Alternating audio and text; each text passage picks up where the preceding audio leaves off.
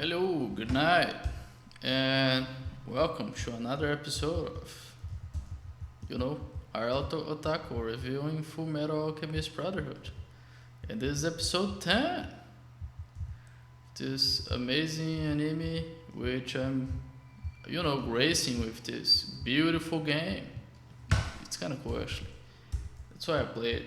I mean, I don't know if you play bad games just to play bad games, but I don't. I actually just get the least addicting games ever, and this is one of them. So episode 10, it's actually kind of it's a very important episode.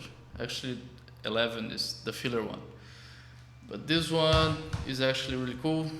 The first thing that really happens that spoiler alert, Mouse Hughes dies. But there's a greater theme going on in this episode that's really cool. If you notice in the gravestone when Roy Mustang is looking at his grave and the dates are there, you can notice the year of death is 1914. 1914, for the people that don't know history, it's the year where the first war really started.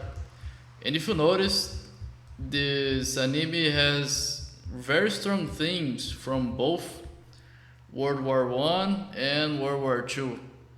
You can see that very clearly, and that's a cool piece of history, of course. And I already made some references to the World War One, and definitely in this episode you can see that very clearly. And something else that happens in this episode that is really cool. Mouse starts to notice that the riots, the protests, the fighting, they're not for nothing. They're not, oh, they just happened. There are clearly forces that are trying to make it happen. So much so that they don't want this conflict to stop. So if you try to look at it and try to stop it or try to warn people, you end up getting killed, just like Mouse Hughes was there.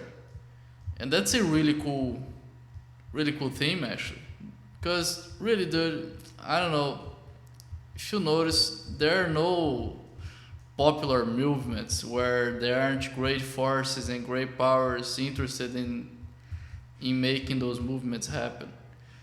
There is nothing that is really from the people, for the people, or whatever people talk about. So, and this anime, through again art, through just demonstrating, they show that. And they're very, and I don't like the term, but they're very red pills that way. And I think they're actually pretty geniuses when they separate the enemies from the humans, let's say, through being another species, just like they did here. Homunculi, which it's gonna show up in other episodes. But that also shows, some the tactics we can use on ourselves. Just characterizing the enemy as another species, another race. And Japan is a very interesting case because if you actually look at history of Japan, they really separated themselves from the other races as they were the superior one. Again, I'm not saying the Americans didn't do it. And definitely the Germans did it. The Russians, I don't know.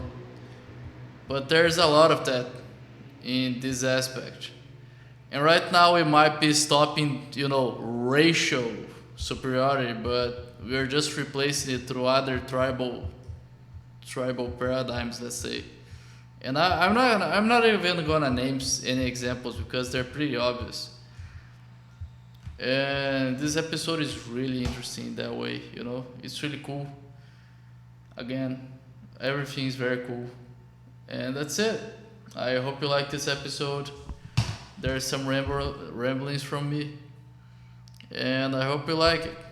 Thank you very much, and if you like the video, please hit the like button. If you like the channel, please subscribe. If you like to annoy me, just comment below. Thank you very much, and see you next time.